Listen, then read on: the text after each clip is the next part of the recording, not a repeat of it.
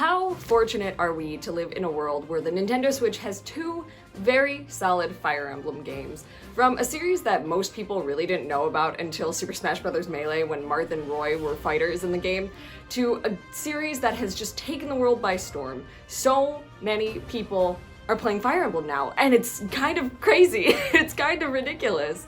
With the success of the Switch, you have people who never thought that they would play an SRPG playing Fire Emblem.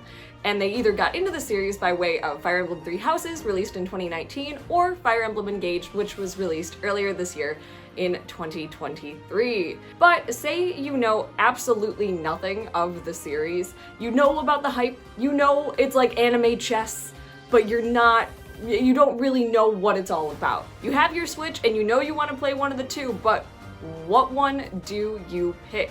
And that, my friends, is the topic of today. Hi everybody, my name is Alex, aka Quality, and welcome back to the channel. This has been a long time coming. I've been talking about doing this video since my Fire Emblem Engage review came out back at like the beginning of April. It's time. It's finally time to compare the two. This is probably one of my most involved videos yet, so let me give you an overview of how this is gonna go. So we're gonna go through a bunch of different categories such as story, gameplay, and a few extra bonus ones too, and compare both games head to head. Now, I'm trying for this to be as factual as possible because I want this to be a guide to help those who don't really know much about the series to make a good decision on which one of these two games they should pick up if they only have to play one of them. Despite being in the same franchise, both of these games are drastically different from one another. They both excel in very different ways and they both falter in very different ways. And really, both games are made for two very different types of gamers. And I think it's important, especially when you're trying to get into a new series, to pick the game that most suits your needs. But enough of the explanation, let's get into our first category, which is the story. So the story of Three Houses is set on the continent of Fodland. The game opens up with our player character Byleth in a dream, talking to a young girl. Upon waking up, Byleth and their father, Geralt, the leader of a band of mercenaries, are called to stop an approaching group of bandits. In the process, they rescue three young nobles, Edelgard, Dimitri, and Claude, all hailing from different parts of Fodland, and greatly impressing them with their skills. During the attack, Byleth is saved by the same mysterious girl from her dream, named Sothis, who remains within them. Geralt and Byleth are summoned to Garrick Mach Monastery, the home of the Church of Seiros, Fodland's dominant religion. Geralt reluctantly rejoins the church's military arm, the Knights of Seiros, where Byleth is made a professor of the monastery's Officers' Academy. Byleth is then given the choice of leading one of the Academy's three houses, the Black Eagles, the Blue Lions, or the Golden Deer, each populated by students from the Empire, Kingdom, and Alliance, respectively. Once you decide which house to lead, your path is set, leading to different story outcomes involving those specific characters. So the beginning of each path is pretty similar to one another, but as you continue on and learn more about the political turmoil that's bubbling within Fodland, the paths diverge quite greatly, leaving the second half of each route to tell very different stories involving different moral stances and perspectives on the conflict happening within the realm. There is a lot to the story of Three Houses, as well as the nations that make up Fodland, with a thorough religious system, multiple references to past historical events that are currently influencing the story, societal issues such as the crest system. The game gets really deep in a lot of different areas. Not only that, but numerous paralogs and support conversations connect all of those story details back to the characters that you're actively using in your party, creating a more personal connection to the story. The world of Fodland is honestly huge, and I think Three Houses does a really, really good job at interweaving all of those different aspects into one big story. The dialogue in Three Houses is also fantastic. It's so good. The conversations seem very natural, very fluid. It only helps reaffirm the story by how real the dialogue feels. So I think that's a really, really great added feature of the Three Houses story. So for Engage's story synopsis, I'm gonna be a little short only because I did just do a review on Fire Emblem Engage. So if you want an even more detailed explanation of the story, maybe go pause the video and go check out my Engage review. It might be cool. The story of Engage is set on the continent of Elyos, made up of numerous different kingdoms. Over 1,000 years ago, prior to the events of the game, the fell dragon, Sombron, was sealed away by the divine dragon Lumera. However, after the battle, Lumera's child, Alir, is severely wounded and is put into a deep slumber. In the present day, Alir finally awakens but has lost most of their memories, only remembering how to summon the emblem Marth, using their emblem ring. Additionally, undead creatures called the Corrupted have begun appearing around Elyos, signaling the return of Sombron. Tragedy strikes after an attack on the castle, and thus Alir vows to collect the remaining emblem rings and defeat Sombron once more. So the story is pretty basic, particularly at the beginning. It does begin to pick up about midway through after the initial collectathon of the emblem rings is over, and that's when we finally get more lore about Elyos and what happened all those years ago. Now, support conversations do add some context to the characters, but they don't really do a ton to add context or connect it back to the world that those characters are living in. And while that's not really a requirement, I do think it's nice, especially when characters make reference to certain events, but you haven't heard of these events at all, or they just never get brought up again, but they raise bigger questions as to what's really going on here, or what's going on in these specific kingdoms and with these characters. There's not really a ton of follow through in that regard. I also really hate to admit it, but the dialogue in Engage is not very convincing at all. And in a lot of instances, it's extremely cheesy, which I think in combination with a very straightforward story, the cheesy dialogue, yeah, it makes for an overall simple experience, but there are some moments where the dialogue just doesn't match the tone of what the situation is. And that happens more often than not, including in the end when the story really does start to pick up. Now to compare the two games. So I do want to make note that before Fire Emblem Engage was released, they did announce that the story of Engage was not going to be nearly as big as the story of Three Houses, so everybody knew that going in, but I also think that's really obvious based on how I talked about the two games' stories. It feels like the story of the game is more used to support the battles and the gameplay of Engage, whereas for Three Houses, it's the complete opposite. Telling a story was really the primary focus of Three Houses, whereas with Engage, it just wasn't. So there's a big difference in that already, and how thorough and how well developed the story is. There's also a big difference between how many endings each game has. With Three Houses, you have 3 routes, but you ultimately have 4 different endings of varying lengths to play through. And in order to get really the full scope of the story, it is really necessary to play all 4 of the routes. Each route can be complete in its own way. I know plenty of people that have played Three Houses and have only done 1 route, and they were like, I'm good, that's all the story I need. And that's totally fine. But you notice, especially as you play more routes, that there are certain plot points that get brought up in a route, but only get resolved in a different route with different characters. So in order to get the full scope of everything, it's really, really important to play all 4 of them. But with Engage, it's just one ending. It's just one ending and the story is completely done. And I mentioned this in my Fire Emblem Engage, but from a personal point, that felt really nice because I feel like a lot of games currently have a lot of different endings, which is cool, and I love the customization. That's one of the reasons I loved Three Houses so much. But that's something that I really appreciated about Engage, especially because with the story of Engage, I don't know if there would have been enough of a drive for me to go back and play it personally. So this leads very easily into my personal opinion on these two games. I'm a very story-driven person, which is why the story of Three Houses really dragged me in. Every single route, there was never a time that I was bored, minus maybe the repetition of the beginning every time I started a new file. Whereas with Engage, I just was not really invested in the story at all. I found the story really, really lackluster, and though I knew going into it that the story wasn't the focus, I still wish there was more to it, especially because some of the things that we're going to talk about later on, like some of the characters, I just wish there was more to it. And comparing Three Houses and Engage, when you look at what one has the better story, in my opinion, especially somebody who really likes political intrigue stories, really likes well-detailed lore, Three Houses takes the cake for it for me.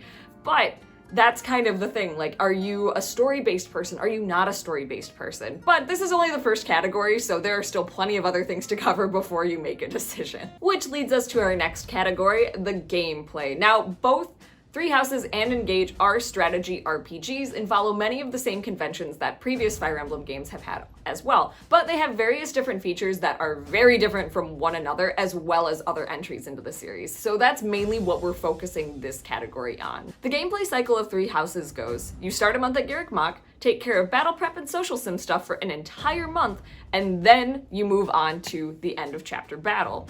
The battles play directly into the story, and during the second half of the game, the battles are pretty different depending on the route that you picked. Three Houses follows typical SRPG conventions with a few additions. You also have the ability to add battalions to your units that give them passive abilities and can perform large special moves called gambits that can heal large areas full of allies or perform powerful attacks. There's also the Divine Pulse ability, which allows you to rewind the turns if a mistake was made. However, depending on the difficulty that you're playing on, it can limit the number of times you can actually use the Divine Pulse. Speaking of difficulty, Three Houses contains both casual mode, where your characters will return for the next chapter if they are killed in battle, and classic mode, where your characters will be unable to return and are gone for the rest of the game if they die in the battle. Initially, the only difficulty levels were normal and hard, with Maddening being locked behind the first wave of DLC. Three Houses also made the very strange decision to eliminate the series staple weapon triangle. They considered it too stylized for the series and instead opted to have a weapon-based skill system. Instead, by pairing units with certain weapons and teaching them, you can increase their proficiency with that weapon. This also plays into how to change classes. Your units must take a certification exam with the recommended prerequisites related to the weapon proficiency in order to give them a higher chance of passing and actually making it so they can take on that class. There is also the crest system, which is one of the bigger gimmicks of the game. Some units will have crests that will give their users special boosts. There are also relics, special weapons corresponding with crests to give their users even more bonuses, so long as they match the appropriate crest. Unfortunately, units who do not possess a crest really can't use these weapons and gain their bonuses. In Engage, you're able to move to the next battle by way of world map, only stopping at the hub world, the Somnial, if you want to. Engage has the same difficulty modes, except that Maddening was available from the very beginning of the game on release date. The weapon triangle has also returned. If you use a weapon that is super effective against another weapon, you'll be able to break that character, rendering them unable to act for a bit. Classes are also treated differently in this game, harkening back to more traditional ways of changing classes in Fire Emblem games. Once some of your units reach level 10, they're able to use a Master Seal to upgrade their class to an advanced class.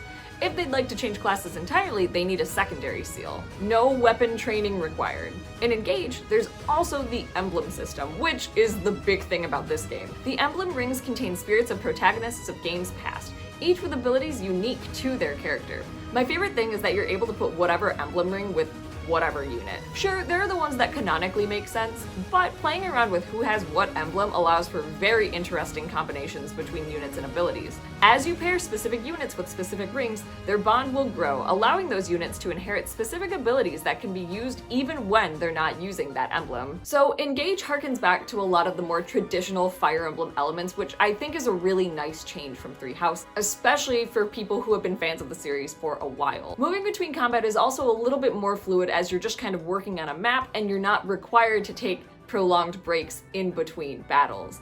That was one of my biggest complaints with Three Houses, which we'll get to the social sim stuff in a minute, but it took way too long to move in between battles and get the story going. And I know that was a big complaint for a lot of other Fire Emblem fans as well, who just wanted to keep moving on with the battles and skip all of the social sim stuff. Three Houses does introduce a lot of interesting stuff, such as the month-based calendar as well as the activity point system. It also allows you to kind of get to know your characters a lot more, which, relating back to the story, helps shape that world, right? However, it does mean that there's a pretty big lull in between combat at the very beginning of the game. Looking at the two big gimmicks between the two games, I feel like the emblem system is significantly more customizable than the crest system. It allows for so many more combinations to really customize your team and how you want to play. Whereas with the crest system, I feel it's significantly more limiting because you can only use it on specific units with specific relics. Not as many characters can reap the benefits of that. Now, when it comes to the class system, which I think is the other big thing of this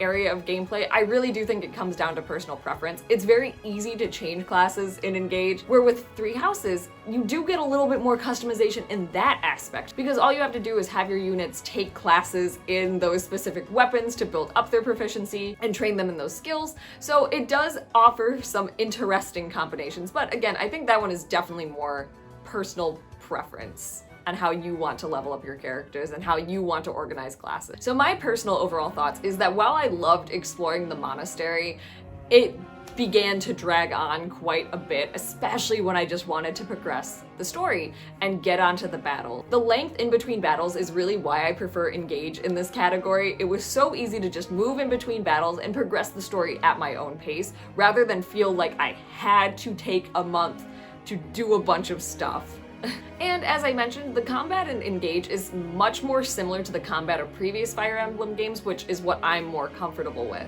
I also found the reintroduction of the weapon triangle a very good thing, especially for newer players. I felt like it also made me plan out my strategy significantly more than I did in Three Houses, to the point where I feel like Engage made me a better Fire Emblem player. And I also really preferred the emblem system to the crest system, which I was shocked that I did, because at first I kind of thought it was a cheesy gimmick, but after really getting into it, I really liked it. The customization that you can do there without really changing the core elements of the character you're using are so interesting, and you can really cheese it to get some really buff characters, and I love it. And that also lays back into my strategy. I felt like I could come up with a lot of different strategies that really related to the map that I was using in Engage, whereas with Three Houses, I felt like I deployed a lot of the same strategies over and over again. And so because of this, I found the combat in Engage much more enjoyable than the combat of Three Houses. So graphics and performance is not something that I really truly care too much about as a gamer, but I know a lot of people do. And it's always a hot topic with the Switch, given its age, and that it's not as highly performing as some of the newer consoles we have out there. I'm also not super savvy on all of the technical terms and all of that, but I know what my eyes have seen throughout these two games, so that's what this category is based on. So Three Houses is not the prettiest looking game on the Switch. It's not the worst looking game ever, but this is definitely one of the weaker aspects of Three Houses by far. While walking around the monastery, it chugs quite a bit trying to load in additional aspects. There are instances of random flying units appearing and disappearing out of the sky, disappearing nuns, and just more weird, kind of creepy circumstances. There are also quite a lot of muddy textures. Performance-wise, I didn't notice anything too grating aside from the occasional frame drops, which would also coincide with a lot of those weird mishaps. Now, Engage, on the other hand, looks incredible. Smooth textures, gorgeous colors, and no weird mishaps with NPCs and buildings. Granted, Engage doesn't have a gaggle of NPCs wandering around the Somniel, but still, it's a noticeable difference. Performance, I had very few frame drops. If anything, the game made my Switch a little toasty, but also I have a V1 Switch, so that's pretty common with any new game that I've played recently. So putting these two together, it's hard for me to not just say that Engage looks and generally runs better than Three Houses, but this brings up an interesting conversation too. It's important to note that Engage had a lot longer in the oven than Three Houses did, and it really shows. Many aspects of Three Houses were very rushed, and if you compare the finished product with the initial announcement trailer in 2018, there's a huge difference from even that. I remember seeing the initial trailer and being like, why does this Fire Emblem game look so ugly? I was excited, but I was like, this doesn't look good. But even then, could you imagine what Three Houses would look like if it had just another year in development? With 2020, I mean, who knows what would have happened, but I really think it would have looked really cool. Now, do I think that it would have looked good with Engage's art style and color palette? Absolutely not. I think the muted tones for Three Houses match the story and the setting significantly better, but even then, there were a lot of things that could have been polished if they had more time. Ultimately, all that aside, if graphics are a big thing to you, it's really obvious to see which is just the better looking game. You're going to have a much better time looking at Engage while you're walking around the Somniel than you will walking around the monastery in Three Houses. Now, you know me, I love talking about characters. They're some of the building blocks that make these video game worlds that we love and know so much, and both of these games have a surplus of interesting characters. So I'm gonna be covering this topic from the aspect more of backstory, personality, that kind of stuff, rather than from the unit perspective, only because I think the latter is much more of a personal preference on what units you're gonna use, how you're gonna build your units, blah blah. So I think there's just too much to cover there, but I can talk about how interesting the characters are and how they play into the greater idea of the games themselves. There are a lot of characters in Three Houses, but they're also divided into those three houses. Depending on what house you choose, that is your primary set of characters for the game. But you can recruit a vast majority of those characters regardless of what route you chose. Say you choose the Blue Lions, but you fall madly in love with Dorothea. definitely not speaking from personal experience here at all. You're still able to recruit her after several chapters into the story. So those characters won't be included in any big story thing, but you're still able to do all of those support conversations and any other unit things with them throughout the rest of the game. But back to your main cast. Each of the 3 houses has a really good mix of characters. You have your really tropey characters, you have your really interesting and diverse characters, and you might have characters that you despise with the entirety of your being. 3 Houses story progresses in a way where you learn quite a bit about the characters and their relationship with one another. And these characters really feel like they know each other and grow together throughout the game. Dipping into my own personal opinion for a second, I found that having a mix of characters was what kept me engaged with the cast and encouraged me to do as many support conversations as possible. Not only that, but the relationships between the characters felt like they were friends and acquaintances with one another in their house and not complete strangers. Now, Engage also has a lot of characters, and a lot of them are really interesting, both on a personality sense and a design sense. There are also, as I said, a lot of them. However, most of the time, when you're introduced to a character who's more of a secondary supporting character, they kind of just disappear from any story thing ever. One example of this is Fagato, who is the younger sibling to Tamara, who she is a main part of the cast. With Fagato, you kind of have his little introduction, and he pops up in a few other things, but then isn't really ever shown ever again. And there's no real reason he's never shown ever again. Instead, in order to pick up more on his personality, you have to go through his support conversations with varying characters. That being said, many of the characters don't really mingle outside of their predetermined group. Yeah, there are support conversations that get those characters out of their predetermined friend group, but even then, many of them seem really closed off to other people, and the relationships between characters don't always feel the most authentic. There are some very big exceptions to this, such as Panette and Pandreo, who have a really nice sibling storyline. However, these deeper connections are usually only kept between a small group of people as opposed to the team as a whole. And I believe a lot of this is just because there are a lot of characters. I believe 3 Houses lends itself really well to being able to have these deeper connections in between characters. You're able to really get a sense for how these characters feel about one another because you're together the whole time throughout the main story. With Engage, while it does focus on a group of characters for the main story bits, there's never really a moment where you feel like all of them are really connecting and growing with one another. The only one person they really have a connection with is Alir, and even then it seems really shallow given Alir's status as a divine dragon. However, when you get rid of the house system for 3 Houses, I feel like you'd have the same problem of just there's a lot of characters, so it's hard to be able to connect and relate with each and every one of them. But I think one thing that 3 Houses does really well is it doesn't just keep support conversations within the house. Yeah, that's where you're gonna get the bulk of them, but a lot of those characters have relationships with characters in the other houses. And it's not just 1 or 2, it's a decent handful of them. And they're deep, meaningful conversations about what's going on and the differences in how they are, which gives benefit to recruiting some of those characters so you can fully go through those pairs' complete stories. But even then, I do think it would suffer from the same thing, is a lot of characters would get thrown to the side, like how I felt with Engage. So I guess not only does this category really boil down to the characters and their personalities themselves, but the situations these characters find themselves in as well. To me, the most important thing about a cast of characters is how they work and grow together, which is something I think 3 Houses absolutely excels with. But as I said, I feel no real growth between the characters in Engage. Even the ones that you go all the way through all of their supports with, there's not a ton of growth there, and it seems like a lot more fluff. 3 Houses excels at this in my opinion because of the focus on the cast, whereas Engage, they're just kind of there. It presented really interesting individuals, but gave them no substance. And I think talking about characters leads perfectly into the next category, which are the social sim aspects. Now, I feel like this has been a very divisive topic about Fire Emblem games for the past few years, and I understand why, because they're not everybody's cup of tea. I personally really like the social sim aspects, and both of these games include them, and a lot of them. But again, they're both a little bit different in their own ways. As I mentioned earlier, each chapter in 3 Houses operates on a calendar system. You get so many activity points per month to spend however you want. You can use them to do duels, take your characters out on tea parties, which is my personal favorite, making meals that give your characters buffs, etc.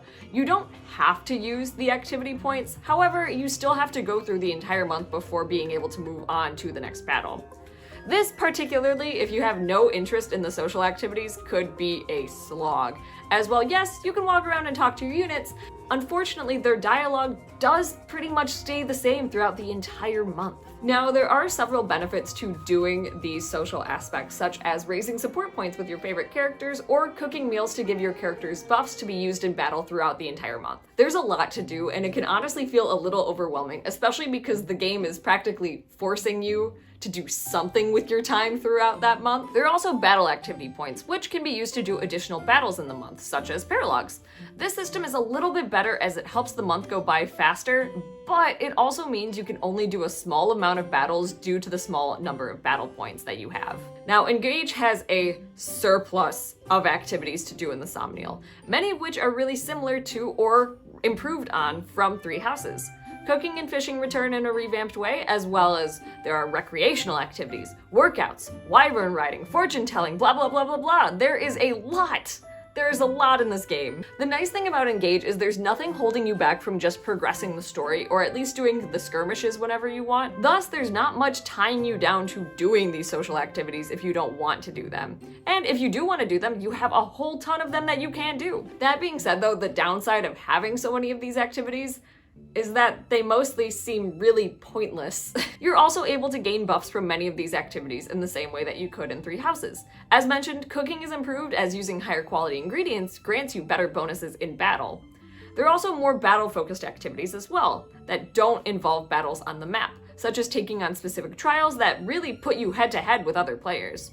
You're also not tied to activity points, and instead, cooking and recreational activities can only be used once a chapter. So both games offer a lot of extra stuff for the players to do, but I feel like it really comes down to what the player wants in this situation. In Three Houses, there's a lot more pressure to do the social activities, but I feel like you really see the benefits of doing the social activities, whereas in Engage, you're not forced to do them, but then a lot of them just seem really pointless to have. Now, for me, I preferred the activities in Three Houses, again, only because it felt like I was actually working towards something and helping my characters out, where with Engage, I think it relates a little bit back to the characters, where with the characters, I didn't care too much about their relationships, that it didn't seem as much of a use of my time to do them, except for playing with Sami, because Sami's the best. So on one hand, it's great that Engage leaves it completely optional to do these social events, but why have so many of them though? It doesn't make sense to me. But again, I think this is a category that really comes down to personal choice. How many social events do you want to do? If you don't want to do any, then you have Engage. If you do want to do some and actually feel like they're worth doing, then Three Houses. Now, this is going to be a really short double category because I think both games really do excel at both of these, and that's the music and the voice acting. I think both soundtracks are absolutely fantastic, and both games are full of very talented voice actors. The one little thing that I will say though is I think the dialogue lends itself a little bit better to the voice actors in Three Houses, so it's kind of tough because the voice actors for Engage, they did what they did, and they did a good job doing what they were told to do, but the dialogue of Three Houses just really helps those voice actors really shine. But the talent is there for both games. So a bonus category, we're talking about DLC. Both games have a pretty decent offering when it comes to DLC that both offer quite a bit, but aren't pertinent to the overall gameplay experience. But a decent amount of people have also asked me to talk about this, so I figured this was the perfect opportunity to do so. Three Houses DLC contained 4 waves that were distributed throughout several months. It was all priced at $25 USD, but there were also some free updates that were getting released at the same time as well. Much of this DLC included cosmetic additions or extra social activities like petting animals in the monastery or using the sauna with your units. It also added the Fire Emblem recurring character Anna to your party. The final wave of the DLC added the additional story, Cindered Shadows, alongside 4 brand new characters to go with the story, as well as a new location accessible in the monastery, the Abyss. While the first 2 waves were primarily fluff, waves 3 and 4 really added a lot of content to the game. Cindered Shadows was a great side story that you could access at any time regardless of your place in the main game.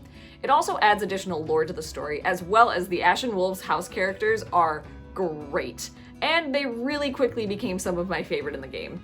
The additional story adds about 8 to 10 hours to your gameplay and offers the same gameplay and difficulty settings as the main game. Engage's DLC consists of 4 waves as well, priced at $30 USD. The first 3 waves contain additional emblems in the form of bracelets to use throughout the game. Some characters include Camilla from Fates, Chrom and Robin from Awakening, and all 3 of the house leaders from 3 houses. The final wave offers a new scenario, the Fell Xenologue. The Fell Xenologue takes place in an alternate universe where reclaiming the emblem bracelets is the main objective. There are new playable characters and 2 new classes, as well as it features some familiar characters in a very different way. It contains 6 chapters that increase in difficulty as you go along. Once the story is over, you're able to recruit the new characters in your main story as well. Now, I believe both games have a pretty decent offering in terms of DLC, but I think the shining stars of both packages are the additional stories and the additional characters. This is true for both games, but all additional characters offer fleshed out backstories and full support conversations as well. However, I think a big way to compare this is the price and what you're getting for that price. Now, for 3 houses, despite the first 2 waves being really fluffy, I found waves 3 and 4 more than worth the $25. Wave 3 offered a bunch of stuff that could already be incorporated into your ongoing save file. And Cindered Shadows offers a hefty amount of extra content without interrupting your main game. I personally felt that when Cindered Shadows came out, it was the perfect time for me. I was just finishing the last route that I had to do in the game, and Cindered Shadows came out, it reignited that 3 houses flame, and it made me want to start a new file with the characters from the Ashen Wolves. Engage's DLC expands the emblem roster quite a bit, adding a lot of fan favorites from across the entire Fire Emblem franchise. However, until Wave 4, new emblems were all you were really getting aside from some battle items. Now, having the additional characters might be good motivation for some, but for me, it just really wasn't enough. The Fell Xenologue has the potential to add plenty of time onto your playthrough, and it's really cool how the battles really increase in difficulty as you go. The story, however, while interesting in concept, really is not all that fleshed out. The character support conversations that you get, though, are. I do think this brings up an interesting point about DLC and its release. 3 Houses' first wave of DLC came out on the same day that the game was released, which is pretty typical for Fire Emblem, albeit a little bit skeezy. Especially since the first wave usually doesn't offer a ton. It's more of a way to entice people to say, hey, there's more to come for this game. 3 Houses, however, distributed its DLC for a much longer span of time than Engage. The game in the first wave of DLC came out in July 2019, whereas the final wave of DLC came out in February 2020. And for Engage, the game and the first wave of DLC came out in January 2023, whereas the final wave of DLC came out in April 2023. That's a really big difference. Now, I know a lot of it is because they've been sitting on the Engage DLC for a really long time and they probably just wanted to get it out. However, I think the short release window on the DLC actually kind of hurt Engage for a bit. It was right around the time where I think a lot of people were wrapping up with the game, people were getting excited for Tears of the Kingdom or a lot of the other new spring and summer releases, and it just didn't hold the attention of a lot of people long enough. Rather than encouraging players to return to the game, it seemed like a lot of players were already really burnt out on Engage by that point in time. And with the majority of the DLC being the emblem bracelets, if you were already done with the game, there really was not much motivation to come back for waves 1 through 3 of the DLC. And if you were completely done with the game, then it's really hard to justify the $30 just for extra characters if you know you're not going to replay the game. Personally, to me, I found the 3 Houses DLC to be a much better deal for $25 to get all of that extra content for a game that I was fully invested in and wanted to return to. Engage is a hard sell for me as I really don't foresee myself replaying the game. If I did, then the emblem bracelets would be a nice addition, but unless that's really your intention, then there's not too much. If anything, you'd want to buy the DLC right away, but then you just spent $90 on a game instead of $60 on a game. But if you already have the game and you know you're going to do subsequent playthroughs, then yeah, having the emblem rings might be a nice addition, and the Fell Xenologue, it's pretty interesting. When it boils down to it, both games have a lot that are really, really good about them, and things that really quite aren't up to par. I think that despite these 2 games being within the same franchise, they're both so different from one another that they can really appeal to 2 very different types of people and what they want to see out of a strategy RPG or a Fire Emblem game. For those looking for a more heavier story, fleshed out characters that really focus on that, then I think 3 Houses is the better game. But if you're really just in it for learning about the battles, then I think Engage is a great starting point because it really teaches you about more of those traditional Fire Emblem mechanics. Or you could be like me, who really just would love to see a combination of both of the best aspects of both of these games. I want a great story with great gameplay, with just enough social sim aspects and interesting characters to keep me in it for the long run. My hope is that since we have both of these very different games on the same system, that the next installment of the series will be just that, a combination of all of the best aspects of both of those games. Now, if you're curious as to what my favorite of the two would be, I think if you've seen some of my other content, you already know, but that would be Fire Emblem Three Houses. I adore that game. It's one of my favorite games of all time, and it really, really meant a lot to me when it came out. But not only that, but when directly comparing these two games, Three Houses just had a lot more that appealed to me as a gamer. And I think that's what this whole video is about, right? Like, really taking these different aspects. We all are so different in our opinions and what we want to see out of a game. So in the long run, both of these games are good games, and they both have things that are really, really great about each and every one of them. There's no way that I, or really anybody, should say that one of these two games is objectively better than the other, because they're just so different from one another that it's impossible to really determine that.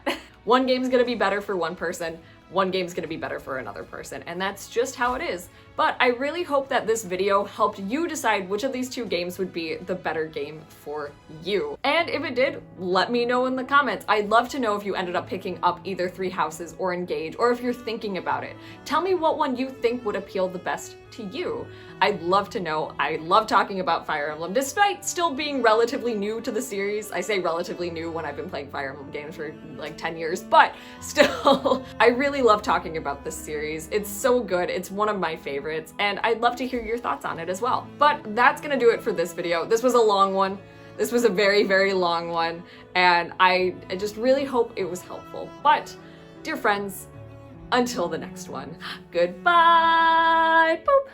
Bonus category. Which game has the most Dimitri? Even though Dimitri is in Engage, really, Dimitri's mostly focused in Three Houses. So Three Houses wins. Woo!